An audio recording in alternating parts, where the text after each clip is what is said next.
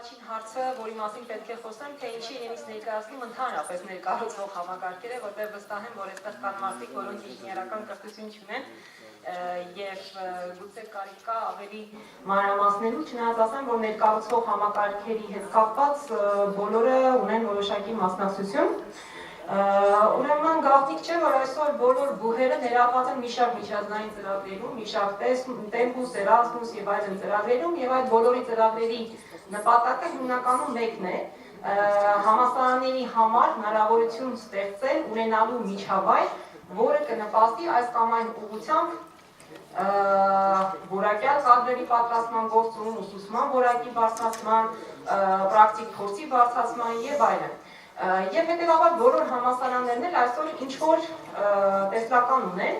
եւ բոլորն էլ փորձում են պատրաստել իրականում որակյալ մասնագետներ հաշվի առնելով այն պահանջարկները, որը դրված է իրենց համալսարանի դիմաց։ Ուրեմն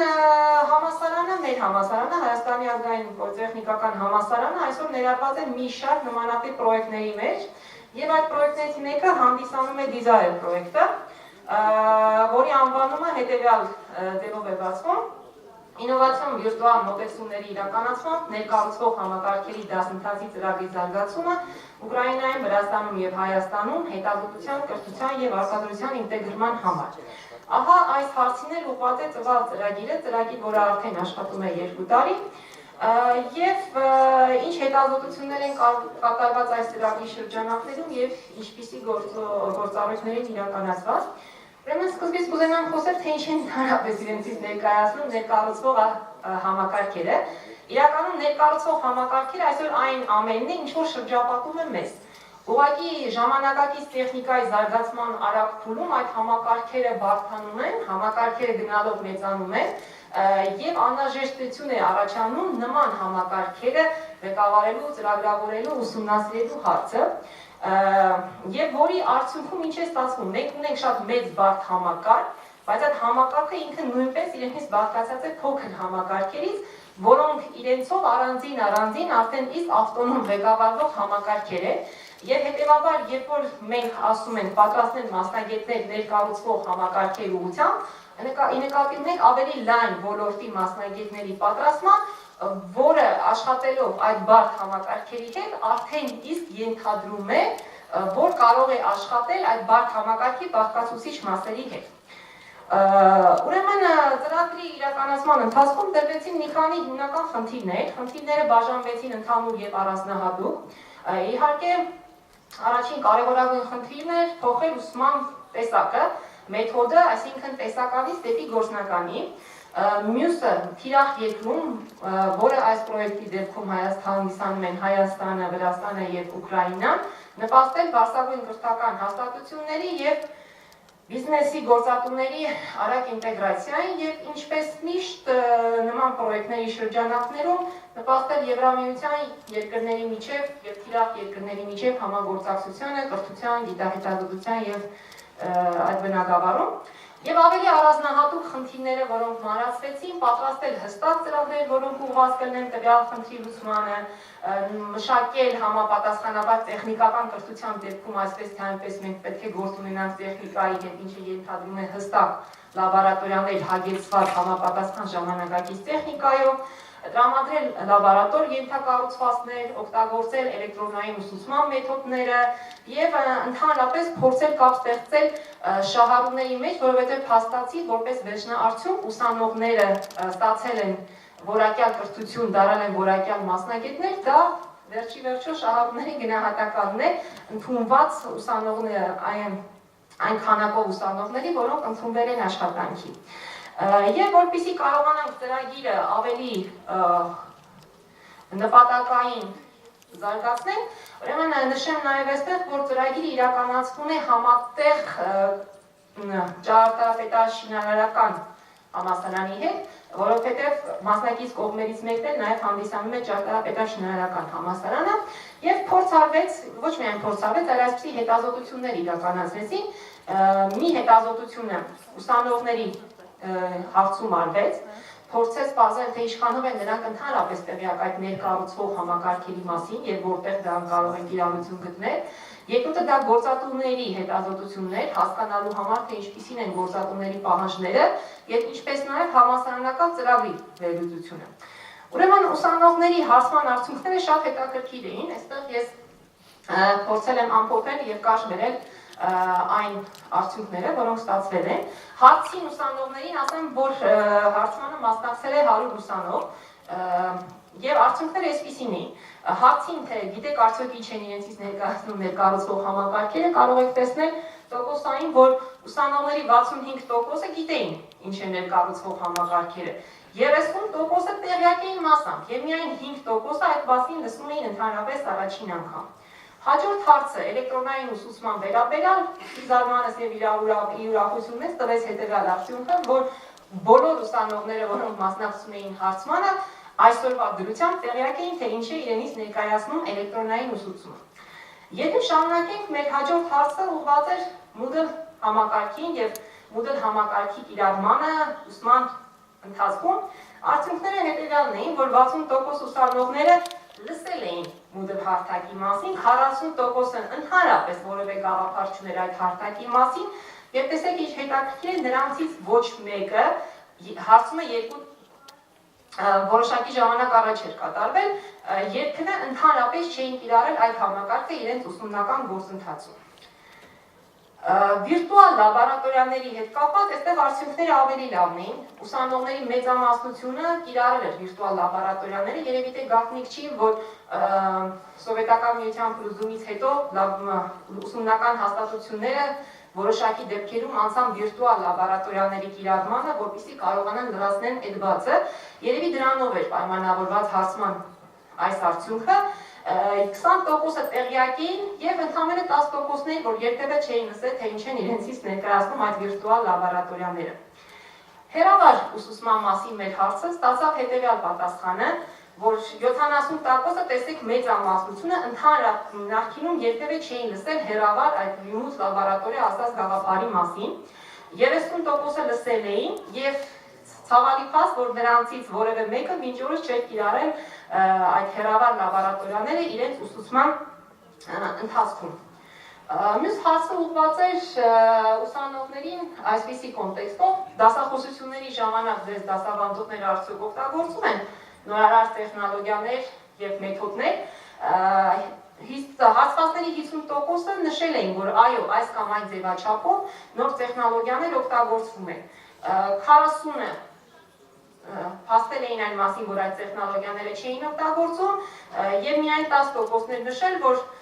դասավանդողները ընդհանրապես որևէ տեխնոլոգիա ուսուցման ընթացքում չեն կիրառվում։ Հաջորդ հարցումը, որը արվել էր ուսանողներին, դա մենք տվել էինք ցուցակը այն դասընթացների, որոնք ըստ մեզ կապ ունեն ներկառուցվող համակարգերի հետ։ Եվ փորձել էինք պարզել, թե ըստ ուսանողների որոնք են այն դասընթացները, այն թեմաները, որոնք ըստ իրենց հնարավորություն կտան պատրաստել այդ ներկառուցվող համակարգերի մասնագետները։ Այստեղ չեմ խորանա տեխնիկական տերմինների մեջ, ուղղակի կասեմ, որ ուսանողները հիմնականում գնահատման արդյունքում նշել էին եւ կարեւորել էին ծրագրավորման դերը ներկառուցվող համակարգերի մասնագետների պատրաստման հարցում, թվային տեխնոլոգիաների իմացությունը եւ ի զարմանս մեզ դա կառավարում եւ շուկայագիտություն, այսինքն նշել էին այդ դասընթացների կարեւորությունը իրենց հիմնական ուսումնական դասընթացում։ Ուրեմն ամփոփելով ուսանողների մոտ կատարված հարցումները, մյուս խումբը, որի հետ աշխատեցինք, դա շուկան էր, աշխատաշուկան, եւ այստեղ փորձ արվեց աշխատանքի շուկայի վերլուծություն կատարել եւ հարցմանը մասնակցել էին 49 ընկերություններ եւ կազմակերպություններ։ Ուղղակի ասեմ, որ բոլորներ կարևորել էին այն փաստը, որ ինչպես այսօր վերառավոտման սեսիայի մի քանի անգամ նշվեց, որ տեսականից պրակտիկ գործունեության անցումը շատ կարևոր դեր ունի եւ դա չի իրականացվում որպես այդպիսին եւ ցանկություն էին հայտնել, որպեսզի մասնագետ համալսարանը մասնագետների պատրաստման գործում դա հաշվի առնի։ Իհարկե այստեղ մի շարք հարցեր էին արծացվել, մի շարք հարցերի վերլուծություն էր փորձել ստացել, թե իրականում հիմնականում ինչ խնդիրներ են տեսնում գործատուները համալսարանի կողմից պատրաստող որակյալ մասնագետների բացի ինչու է կայանում, եւ այս ամբողջ արդյունքների հետազոտությունը մեզ հնարավորություն տվեց հասկանալ, թե ինչ է ակնկալում այսօր աշխատաշուկան կոնկրետ այս դեպքում ներկառուցող համակարգերի ոլորտում մասնագետներ պատրաստելու համար։ Հաջորդ քայլը դա փորձել հասկանալ, արդյոք մենք փորձում ենք զարգացնել նոր ուղղություն, որը կոչվում է ներկառուցող համակարգեր, թե իրականում մենք այսպես թե այնպես առաջվում ենք այդ դասընթացների հետ, ուղղակի ինքներս տեղյակ չենք, որ մենք փաստորեն պատրաստվում ենք ներկառուցող համակարգերի ոլորտին մասնագետներ։ Եվ երկու համալսարաններում էլ, ես ուղղակի հիմա կներկայացնեմ մեր համալսարանում կատարված հետազոտության արդյունքները, երկու համալսարանում էլ իրականացվեցին համապատասխան կրթական ծրագրերի վերլուծություն եւ ինչ հետաքրքիր բան պարզվեց։ Պարզվեց, որ իրականում չիմանալով, հատկապես տեխնիկական համալսարանում, չիմանալով, մենք այդ ներկառուցվող համակարգերի տարբեր բաժիններ ունենք առկա եւ իրենք ուղղակի նույնպես զարմանալիորեն ցրված են համալսարանի տարբեր ֆակուլտետների տարբեր ուսումնական ծրագրերի մեջ։ Այսինքն, երբ մենք ասում ենք ներկառուցվող համակարգի, մասնագետներ, որը ենթադրում է, որ պետք է իմանա ծրագրավորում, թվային սարքավորումների հետ աշխատել, կառավարում, որակ եւ մի շարք այլ բաղկացուցիչ մասեր, պարզվեց, որ իրականում մենք դա անում ենք, անգիտակցաբար, բայց անում ենք։ Եվ ինչ հետաքրքիր արդյունք ստացվեց, որ մեր համալսարանի շրջանակներում կոմպյուտերային համակարգեր եւ ինֆորմատիկա եւ կիբեռնետիկա ֆակուլտետները հիմնականում ունեին այդ ծրագրերը, ուղղակի ծրագրերը քաոսային էին, բաշխված էին ամբողջ ուսումնական ծրագրերի մեջ։ Եվ ինչպես կարող եք տեսնել, սա բակալավրական կրթության համար բերված գրաֆիկն է, սա մագիստրոսական կրթության, այսինքն ստացվեց, որ հիմնական բաղկացուցիչ մասերը առկային։ Եվ այստեղից արդեն ծրագրի շրջանակներում որոշում կայացվեց ոչ թե ստեղծել նոր ծրագիր, այլ հավաքել որպես այդպիսին լավագույն փորձը, որը կար, անհրաժեշտության դեպքում իհարկե ծրագրերի շատերը կարիք ունեին վերանայման, թարմացման եւ այլ խնդիրների լուծման, բայց փաստացի ոչ թե ստեղծել նոր հեծանիվ, այլ փորձել արդեն իսկ հիմնվելով ունեցած գիտելիքների եւ դասընթացների վրա ձևավորել այն ուղղությունը, որը մեր տեխնիկական բնակավարում կոչվում է ներկառուցվող համակարգ է։ Եվ հետևաբար այս ամենի հարցունքում արդեն հստակ պարզ եղան այն գործառույթները, որոնք եւ այսօրվա դրությամբ իրականացված են, ստեղծվեց համապատասխան ուսումնական միջավայր, բացվեց նոր լաբորատորիա, լաբորատորիայի հիման վրա հնարավորություն պրակտիկ դասընթացներ անելու, մի շարք ֆակուլտետներում փոփոխվեցին ուսումնական ծրագրերը, իրականացավ պիլոտային ուսուցում, դասավանդող անձնակազմի վերապատրաստում, ընդհանուր իրականացված գործընթացների մոնիտորինգ եւ գնահատում եւ իհարկե դա բու արտադրություն կապի խթանումն է, որը եւ հանդիսանում է երևի թե ամենակարևորներից մեկը։ Եվ այս ամենը մեզ հնարավորություն տվեց այսօր գտնվելով ծրագրի իրականացման արդեն 2 տարին ավարտված է, երրորդ տարվա փուլում, կարող ենք ասել, որ մեր ոլորտի համար ամենայն դեպս ներկառուցվող համակարգերը մի ուղղություն են, որը մեզ հնարավորություն են տալիս պատրաստել այսօր որակյալ ինժեներական կադրեր, իրականում դա մի ուղղությամբ հնարավոր չէ, այդպես ասել, այդ միայն այս ուղղությամբ, որակյալ կադրեր ընդհանրապես պետք է պատրաստել բոլոր ուղղություններով, բոլոր մասնագիտություններով, ուղղակի քանի որ պրոյեկտը ուղղված էր ներկառուցվող համակարգերին, ապա եւ այն ինչի մասին հիմա ես խոսում եմ եւ փորձում եմ ներկայացնել ձեզ, ունի շատ նեղ ուղղվածություն եւ հստակ նկարագրում է այդ ամենը։ Եվ արդյունքում, եթե մենք ունենք համապատասխան որակյալ ծրագրեր, ունենք համապատասխան որակյալ բազա, մենք կարող ենք իրականացնել որակյալ մասնագետների պատրաստում։ Եվ այս պրոյեկտը մի շարք պրոյեկտների թվում այսօր մեզ ընձեռնել է համալսարանին հնարավորություն հասկանալ եւ ավելի խորացված ուսումնասիրել ներկառուցվող համակարգերը եւ կիրառել դա մեր ուսումնական ծրագրերում։ Երևի թե այսքանը, եթե հարցեր կա։ Միգուցե համոզված եմ, որ ցածր մակարդակի հարց է, բայց ուղղակի չերում է այս սիստեմայից։ Ուզում եմ հասկանալ, ինչու է դրված ներկառուցող։ Ինչու է ներկառուցող, ինչու է տրված այդ բառը, ինչ է դա, անգլերեն թարգմանությունը։ Embedded systems։ Բայց գիտեք, ես այդպես էլ կարծեցի, որ դա թարգմանություն է, բայց հայերեն գործողություն ուրիշ միտք է բերում։ Որ սարքավորումների մեջ դնում ես ծրագրային ապահովում, դրանք embedded system-ներ են։ Ոչ միայն ես սկզբում նկարագրեցի, եթե հիշում եք, ես սկզբում իմ Առարկայական բաղադրիչներ այդ սխեմայի վրա, կարծես թե ավելի լայն է, քան ինչ-որ դուք ասեցիք Թովչյան, մենակ տեխնիկական չի։ Չէ, միայն տեխնիկական չէ, ես սկզբում իմ խոսքը սկսելուց, երբ որ փորձում էի նկարագրել, կատարված գործունեությունը, փորձեցի շատ հակիրճ ոչ տեխնիկական լեզվով բացատրել, թե ինչ են իրանցից ներկայացնում ընդհանրապես ներկայացվող համակարգերը։ Հարցազրույցի էին վերցնում, դրա համար ուշադրություն։ Չէ, խնդիր չկա, ես ուզում եմ մեկ անգամ եւս նորից ուղղակի ամփոփել։ Ամփոփումը այսպիսին է, որ իրականում այլ ինչ որ այսօր մեզ շրջապատում է, անգլերեն դա ավելի լավ է նկարագրում բառը, կոչվում է embedded system, հայերենում թարգմանում է ներկառուցվող համակարգեր, ամենայն դեպս թարգմանությունն է այդպիսին։ Embedded system-ը այսօր կարելի է համարել բոլոր այն համակարգերը, որով մենք շրջապատված ենք, որտեղ գոյություն ունի եւ տեխնիկական իրականացում, եւ ծրագրային ապահովում։ Բայց միայն այդ տեխնիկական հարցը չէ։ Նման համակարգերը պետք է կառավարել, նման համակարգերը պետք է ծրագրավորել։ Եվ իրականում ժամանակակից դարում այնքան արագ է զարգանում այս տեխնոլոգիաները, եւ այդ համակարգերը ավելի գլոբալ ու ավելի մեծ են դառնում։ Եվ ստացվում է, երբ որ դու պատրաստում ես կոչված այդպես embedded system մասնագետներ, ապա այս embedded system մասնագետները նաև հնարավորություն ունեն արդեն այդ բարդ համակարգի ցանկացած փոքր մասեր, որը այդքան էլ փոքր չի, որպես այդպեսին իրենք իրենցով արդեն իսկ առանձին ինչ-որ ամբողջականություններ են։ Հնարավորություն է ունենում դա ղեկավարել, իրականացնել, ստեղծել եւ այլն։ Իսկ ինչու որակ նաև այնտեղ հարցաշարերում տեսակ կար, որակ, կառավարում, շուկայագիտություն եւ այլն, որովհետեւ խոսքը ինչին էր, խոսքը պատրաստել embedded systems մասնագետներ, որոնք իրարություն կգտնեն շուկայում։ Իսկ այսօր շուկայի պահանջարկների մեջ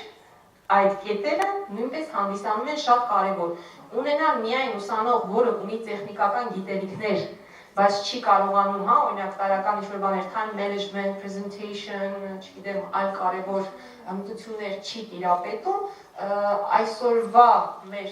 կյանքում դա արդիական չէ, որպես այդպեսին այդ ամբողջը կասկածուցիչ մասեր։ Այսինքն այս էլեմենտներն էլ չէ՞ embedded-ի մեջ մտնում, դրա համար ես զգացի, որ դա շատ ավելի լայն է, բայց կարծես թե այդ բանը ոնց է նեղացնում։ Embedded-ը դուք ներդնեք ինչ-որ տեղ, մարդը պիտի կարողանա դրանք ստեղծել։ Ստեղծելու համար պիտի ունենա project management-ի ինչ-որ հատկություններ։ Եվ դա եւ մի շարք այլ հարցեր։ Շատ կարևոր է, օրինակ գործատուները շատ են ասում, որ մարդիկ ավարտելուց հետո չունեն պրոջեկտի կառավարելու կամ մասնակցելու կարողություններ։ Իրենք ժամանակը չեն պահում հստակ, նպատակները հստակ չգիտեն ինչպիսին է, չեն խորանում դրա մեջ, չեն հասկանում հաճախ թե գործը ավարտված է, թե չէ այսքանով ինչ-որ արեցի։ Ուրեմն, եթե տեսնեք, գործատուի համար մեզ մոտ ձևակերպված է 39 հարց, եւ եթե ուղղակի 1-2 հարցը հիմա կկարդամ, հարցերն են, որոնցով իրականացված է հետազոտում 49 ընկերությունների աշխատաշուկայի պահանջարկների հետ կապված վերաբերող ներկառուցվող համակարգերին։ Ուղղակի ես 2 հարց կարդամ, տեսեք, որ պարտադիր չի, որ դա լինի տեխնիկական, տեսեք, վերլուծել ընտրել հաշվողական մեթոդներ ներկառուցվող նախագծման խնդիրների լուծման համար, որոնք ապահովեն նվազագույն հաշվողական ռեսուրսներ եւ բարդություն, ինչպես նաեւ առավելագույն հուսալիություն, կայունություն։ Այստեղ այս 39 հարցերի մեջ իհարկե։ Օրինակ առաջինում ասենք, թե առաջին հարցի պատասխանը է, որ գրված է 406, չէ՞ միջինը։ Հիմա ո՞րն է վերաբերում 406-ը, վերլուծելուն, թե համակարգերի աշխատանքի մեթոդներին, թե ալգորիթմներին, թե ծրագրերին։ 406-ը հարցը այնքան մեծ է, որ հստակ պարզ չի հիմա ինչն է 406, կարող է ես պատասխանեմ ալգորիթմների մասին, մեկ ուրիշը պատասխանի համալիրների մասին, կամ բոլորս միայն ալգորիթմների մասին եք պատասխանել, իսկ դուք գնում ասում եք վերլուծողականն է պակաս։ Մի հարցի մեջ շատ բան է դրած, դերեք դրա մասին ենք խոսում, որ կոմունիկացիան գործատուի հետ պիտի հնարավորինս լինի պարզ եւ հասկանալի երկու կողմին։ Հիմա ձեր մի հարցի մեջ այնքան բան է դրած, որ պատասխանը ոնց եք վերլուծում ես չգիտեմ։ Ես ասեմ այստեղ հարցերի հետ կապված, այս հարցերի հետ կապված, տեսեք, քանի որ պրոյեկտը իրականացվում է Տեմպուս ծրագրերի շրջանակում, ես սկզբում ասացի, որ մասնակցում են 3 պետություն, հա, որպես այդպիսին, որոնք թիրախային են Վրաստան, Ուկրաինա եւ Հայաստան, եւ նույնպես Եվրոպական միության համապատասխան երկրները, որոնք կոորդինացնում են այս աշխատանքը եւ հնարավորություն են տալիս մեծ փորձի փոխանակման։ Եվ հետեւաբար հարցաշարը իրականում ստեղծելուց փորձվել էր այնպիսի հարցաշար ստեղծել, որը միանգամից բավարարի բոլոր 3 երկրների այդպիսի պահանջին, գուցե ինքը ստացվել է որպես այդպիսին բավական բառ, բայց բացի այս ամբողջից կար հետազոտման այլ շատ կետեր, այնքան որի արդյունքում մեզ պետք է հստակ հասկանալ, թե իրականում ինչ է ուզում աշխատաշուկան, որովհետև պրոյեկտը նպատակ ուներ հստակ պարզել, ինչ է պետք ուսանողին, որը կատարված էր եւ որի արդյունքները բերեցի այստեղ, պարզել ինչ է պետք ուսանողին, ինչի կարիք ունի, ինչ չի լսել, ինչ գիտի, ինչ է ցանկանում աշխատաշուկան, երրորդ կետում, ինչպես նորից ասեցի, մեկ անգամ եւս նշեմ, հետազոտել սեփական ուսումնական հաստատության ծրագրերը եւ նոր արդեն դրանից հետո իրականացնել համապատասխան գործառույթներ, որոնք ավելի նպատակային կլինեն։ Եվ այսինքն կրակոցը ոչ թե կլիներ օդ, այլ կրակոցը գոնե գտներ թիրախ։ Այն նպատակը այս ամբողջի կայանում էր հենց դրանից։ Օրինակ ինչ-որ բան դուք փոխեցիք սրա արդյունքում ձեզ մոտ։ Ինչ մոտեցում փոխվեց ձեր մոտ։ Ես ասեցի դրա մասին։ Օրինակ հարցը այսպեսին է, այսինքն պրակտիկաների կողմից ավելացան թե չէ։ Քանի embedded system սարքում է ուսանողը շրջան, երբ որ ավարտում է համալսարանը։ Մի հատ գոնե անում է այդ պրոյեկտը։ Հիմա, ուրեմն պրոյեկտը դեռ ավարտված չի, գտնվում է իր իրականացման կեսում։ Այսօրվա դրությամբ այն գործառույթները, որոնք իրականացված են, հետևյալն են։ Ստեղծված է լաբորատորիա, որը կոչվում է Embedded System Laboratoria։ Վերապատրաստված են այն քանակությամբ դասախոսներ, նոր մեթոդոլոգիաներով եւ տեխնոլոգիաներով աշխատելու համար։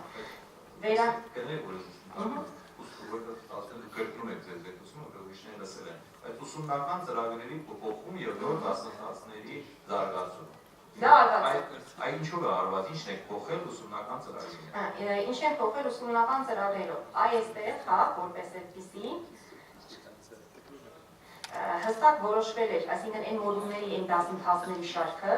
որոնք եւ հնարավորություն են տալիս վերապատրաստել ներկառուցվող համակարգերի մասնագետներ։ Պարզվել էր, թե համալսարանի որ ֆակուլտետներում եւ որտեղ դրանք իրականացվում են, այդ ամբողջը հավաքվել է մի տեղում, հա, մնացել են ֆակուլտետների դասավանդման, համապատասխանաբար այն ծրագրերը, որոնք կարիք ունեին, ձևափոխվել էին, որոնք ընդհանրապես համալսարանական ծրագրում առկա չէին, այդ ծրագրերը մշակվել է զրույց։ Ստեղծվել է բազա, հիմա համապատասխան Desire Tempus ծրագրի կայքում տեղադրված է եւ մեթոդական ցուցումներ, հա, լաբորատորիաների իրականացման համար դասընթացի ուսումնական ծրագրերը, սիլաբուսները եւ այլն բոլորը որպես այդպեսին առկա են։ Եվ հիմա շարժվում է կեսուղությամբ մագիստրոսական կրթական ծրագրերում, ուրեմն պատրաստելու ներկառուցվող համակարգերի մասնագետներ, այդպես։ Եվ այս ամբողջին մենք մյուս տարի արդեն ակնկալում ենք ունենալու կոնկրետ քանակության պրոյեկտներ, որովհետև դրանք արդեն սկսվել են եւ իրականացվում են, կոնկրետ հա դիպլոմային աշխատանքներ, կոնկրետ կուրսային աշխատանքներ, որոնք հիմնված կլինեն արդեն պրակտիկ գործունեության հիման վրա եւ տեսականից կանցնեն գործնականում։ Պրակտիկը ո՞նց է լինում։ Պրակտիկը տեխնիկական բուհում շատ հեշտ է լինում։ Պրակտիկ լինելու համար նախ ասենք թե պետք է այս դեպքում օրինակի համար մի լաբորատորիա, որտեղ առկա են, ենթադրենք Arduino կոնտրոլերներ, հա, ենթադրենք ծրագրային համակարգեր, ածյուն բորդներ եւ այլն մի շարք հատկություններ, որոնք հանդիսանում են համակարգեր, հանդիսանում են ներկառուցվող համակարգերի մաս։ Ենթադրենք մի մասով։ Երկրորդ մասը համապատասխան մասնագետներ, որոնք օրինակ բացի տեխնիկական կրթական մասից ապահովում են մյուս բաժինների նույնպես իրականացում։ Եվ ուսանողը, երբ որ մենք ասում ենք պրակտիկ իրականացում, այ եթե մենք տանք այդ կոնտրոլեր ասած կարգավորիչ ասածը ուսանողին եւ ինքը դրա վրա զարգացնի որոշակի պրոյեկտ, ստեղծի փոքրիկ ռոբոտ, որը հնարավորություն կունենա A կետից օրինակի համար հասնելու B կետ, դա գնահատվում է պրակտիկ որպես պրակտիկ ուսուցում։ Շատ բարդ խնդիր ասեցիք դա։ Շատ բարդ խնդիր չասեցի, դա հիմա այն է ինչ որ իրականացվում է, դրա համար տեխնիկական մասով երևի թե պրակտիկան գնահատելը մեզ մի քիչ ավելի հեշտ է։ Արթուր եթե թույլ տաք միջամտեմ, հա, ես էլ եմ համասարանից։ Այո, գիտեք, շատ ողջունում եմ այս ելույթը, լինելով պոլիտեխնիկցի դիզայն ծրագրին այդքան էլ ծանոթ չեմ եւ չեմ ընդգրկված, դա չի խնդիրը, բայց նման համակարգերի նախագծումը որպես կուրսային աշխատանք, որպես դիպլոմային աշխատանք իմ հենց ուսանողների կողմից, իմ մագիստրանտների, դիպլոմիկների, նաև PhD արտասահմանցի դեպասիկ ուսանողի կողմից անել լաբորատորիայում, կիրառելով մեր բոլոր պոտենցիալը, հա, համալայից մոտ, դա պրակտիկա է այսօր արդեն իրականացված վերջին 2 տարիների ընթացքում։ Այսինքն, այս պրոյեկտի մեջ փաստորեն արդեն փաստաթղթավորվելու գործընթաց է կատարվում այն պրակտիկա արդյունքների, որոնք եղել են 2 տարվա ընթացքում։ Ուսանողները կոնկրետ նախագծում են օրինակ ավտոմեքենաների embedded համակարգ է, որ ալարմի դեպքում ասենք թե Արիք ջան, ես հասկանում եմ, բայց մի քիչ առաջ Պոլը մի լավ բան ասեց assessment of learning for learning and as learning, չէ՞։ Հիմա ես ուզում հասկանամ, ոնց եք դուք հասկանում, որ ուսանողը առաջ գնաց ու կարողացավ ինչ-որ բան անել։ Օրինակ, խմբային աշխատանքն է շատ կարևորում։ Նա սովորեց նման համակարգ սարքել մեծ խմբով, որտեղ նման ծրագիր մի հոգով հնարավոր չի անել, դա շատ մեծ խնդիրներ են։ Ես օրինակ որպեսզի բան անեք դուք ձեր մոտ, ոնց Ես հիմա փորձի օրինակ բերեմ, հա, որպես այդպեսին։ Օրինակ ես խոսում եմ գործատուների հետ հաճախ, իրեն ասում են, որ այդպիսի աշխատանք չկա։ Հետո ես հիշում եմ որպես դասախոս, ասում եմ դասախոսը միշտ վախենում է, որ խմբում մի հոգի գործը կանի, մնացածները չեն անի ու գնահատականը պիտի դնի բոլորին, չէ՞։ Եվ ուսանողը դասախոսը ոնց որ վախենում է դրանից ու դրա համար չի սերմանում այդ խմբային աշխատանքի կարողությունները։ Ոնց եք դուք դա հաղթահարում։ Ես ասեմ կոնկրետ օրինակի վրա, ոնց ենք մենք հաղթահարում։ Այս պրոյեկտից մի փոքր դուրս, հա, համասարանի մակարդակով ուղղակի ասեմ ոնց ենք հաղթահարում, որտեղ այս պրոյեկտի այդ փուլին դեռ հասնում ենք։ Ուրեմն, ուսանողները հավաքվում են խմբերում, այո, մենք իրականացնում ենք խմբային աշխատանք։ Եվ ասեմ ավելին, մենք շատ ժամանակ ազատություն ենք տալի ուսանողներին փորձել իրականացնել սեփական գաղափարները։ Իհարկե ասեմ, որ մեկ-մեկ լինում են Նոբելյան մրցանակի հավակնող գաղափարների իրականացման ցանկություն, բայց մենք դա երբևէ համենայն դեպս լաբորատորիաների աշխատանքի հիման վրա երբեք չենք կոտրում ուսանողի մեջ։ Խումբը 2-ից 3 հոգի, հա, այդպես բաժանում ունի տեխնիկական համար, իրենք վերցնում են գաղափարը եւ սկսում են իրականացնել։ Գաղափարի իրականացման համար իրենք ունեն մեզ մոտ արկա անհրաժեշտ բոլոր սարքավորումները եւ լրացուցիչ մասերը, ունեն խորհրդատվություն։ Իրենց տրվում է հստակ առաջադրանք եւ հստակ դեդլայններ առաջադրանքը իրականացնելու համար։ Այսինքն մենք դա որում դա օդում ասված խոսքեր չեն, դա ամեն տարի մենք ցուցադրում ենք, այս տարի բացառություն նույնպես չի եղել, ով որ այստեղ տեխնիկական կրթությամբ հետաքրքրվում է կամ IT ոլորտով, գիտեք երևի թե որ ամեն տարի կազմակերպում են Digitech Expo-ները։ Digitech-ի այդ առաջին հարթակը, ամբողջ առաջին հարկը, դա մեր ուսանողների պրոյեկտներն են, որոնք ներկայացվում են իրենց կողմից։ Եվ խելք ներկայացնում հենց իրենք ուսանողները, որտեղ այստեղ մենք մի քանի հարց ենք լուծում։ Դրել են կոնկրետ խնդիր, իրենք այդ կոնկրետ խնդիրը լուծել են, հասել են արդյունքի։ Արդյունքը տրված խնդրի լուծման, ասենք թե A-կետից B-կետ շարժվող խորհուրդն է։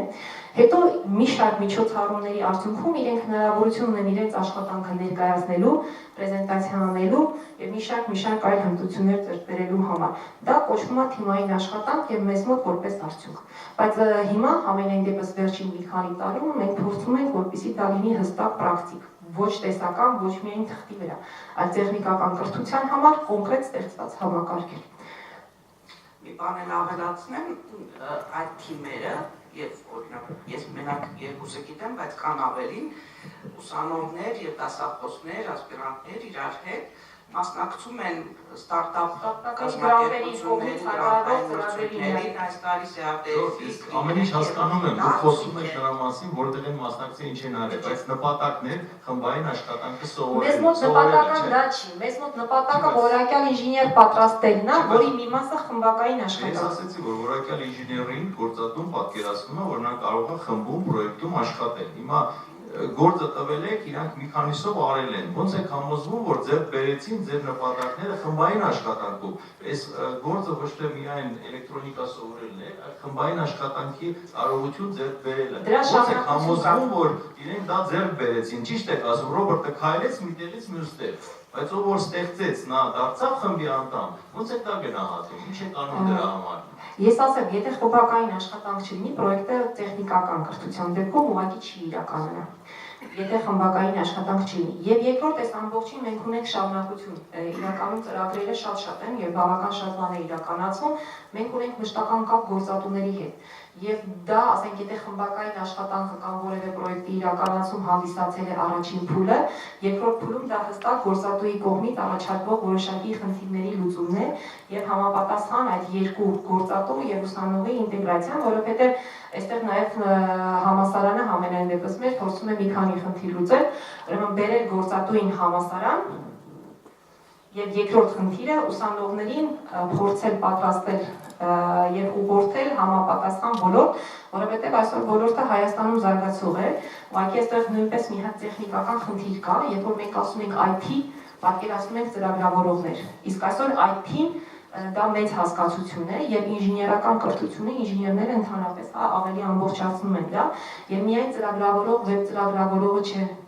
Իսկ այսօր մեզ մոտ ցավալի է, բայց փաստը մնում է փաստ, որ տեխնիկական կրթություն ասելով հասկանում ենք դա։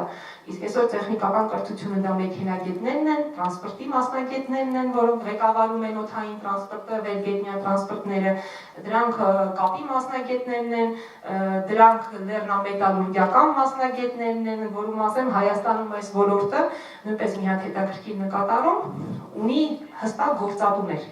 Եվ սա պահանջարկ ունեցող մասնագիտություններից մեկն է, բայց զարմանալիորեն ուսանողների քանակությունը տվյալ ֆակուլտետում դիմորդների շատ ցածր տոկոս ունի։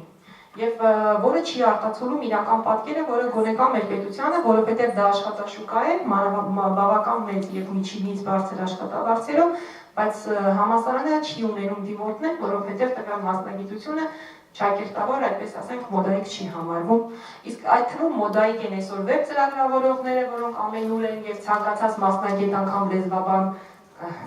կարող է 2-3 կուրսի ընթացքով դառնալ ծրագրավորող, բայց հիմնային այդ մասերը մնում են որպես այդպիսին բան։ Ես ասեմ, որ դուք իստորիան եք վերաբերում դրան, որտեղ այսօր UIT-ին, որ կա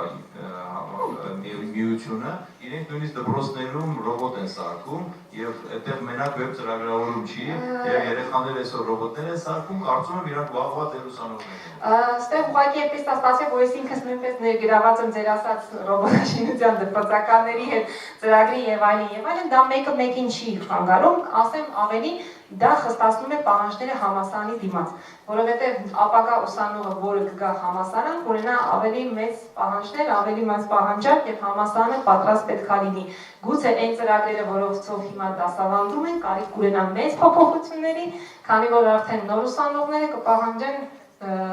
նոր որակ, որովհետև դրա մասին արդեն տեղյակ են։ Օրինակ ձեր գործատուները հաճախ ես խոսացել եմ իրենց հետ, իրենք բողոքում են նրանից, որ ֆակուլտետում, որ համակարգչային է, անցնում է նյութագիտություն եւ ոչ մի հատ պրոյեկտ չունեն, որ այդ նյութագիտությունը ինչ-որ ձևով կապեն համակարգչի։ Դրա համար իրանք մոտիվացված չեն եւ ասում են, որ նման առարկաները իրենց անհրաժեշտ են իրենց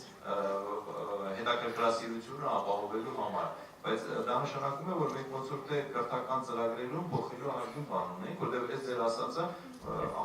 շատ գրավիչ է եւ կարծում շատերը դրանով հետաքրքրված են դա անելու, որտեղ այդտեղ եւ software կա եւ բան կա։ Ես գիտեմ մի հատ չափորոշիչ, որը MIT-ին է, դա CDI է կոչվում, եթե դրան ծանոթանաք, այնտեղ կտեսնեք, որ ինժեների հատկություններից մեկը նաեւ software-ը դնել ինժեներական կառույցի մեջ է։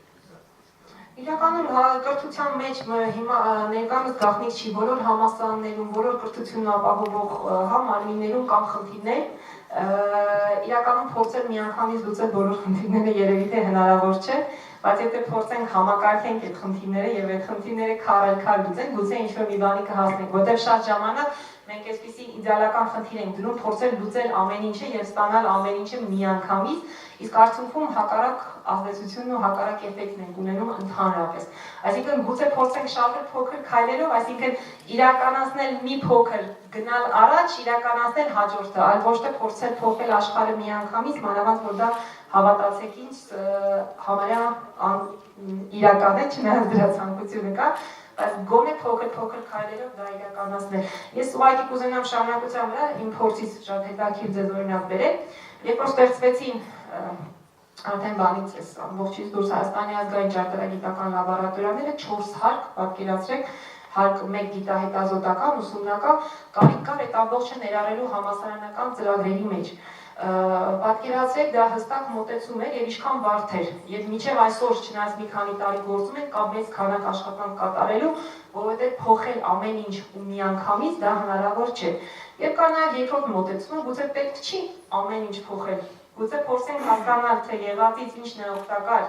ինչը կարող ենք կիրառել, այլ ինչ կարիք ունի փոփոխելու, արդեն փորձենք փոփոխել։ Շնորհակալություն, ուղղակի մի հատ դիտողություն ձեզ, մենակ 5S18-ը գրած է ճկուն տեխնոլոգիաներ, իսկ այս կողմում գրված է soft skills for engineers, դրանք լրիվ սխալ թարգմանություն է եւ կարծում եմ ձեր 4 ու 7 թիվը չի համապատասխանում ռեալությանը։ Մենք հայրենի կողմում անվերեն տարբերակը գրառման նույնպես թողել ենք, որպես այդպեսին։ Երեք մենք խոսում էինք դիալոգի մասին, որ լեզուն հասկանալի լինի եւ գործատուին եւ համալսարանը։ Ցավալի է, բայց հայերեն լեզուն այսօր մեզ հնարավորություն չի տալի արտահայտելու այն բազմազանությունը տեխնիկական տերմինոլոգիայի, որը գոյություն ունի։ Ես կոնկրետ իմ դասավանդման ընթացքում փորձում եմ տերմինոլոգիան պահպանել այնպիսին, ինչպիսին որ կա, եւ չփորձել հայաֆիկացնել դա, որովհետեւ սկզբունքորեն, եթե հետո մեր ուսանողը դուրս գա միջազգային աշխատաշուկա եւ փորձի հայերենից թարգմանել այդ տերմինոլոգիան անգլերենի, ապա ամբողջությամբ մեկ այլ բան կստանա, երևի թե դա այդքան նպատակային եւ ճիշտ չի։ Շնորհակալություն, իմ հարցերը պրովոկատիվ չէին, ընդհանրապես ուզում եի աշխուժացնել դրան։ Դրա համար շատ շնորհակալ եմ։ Պատմածից մենք ժամը 1-ին արդեն մենք ճաշի ընդմիջման արդեն։ Բոլորին հրավիրում ենք առաջին հարկ ճաշի։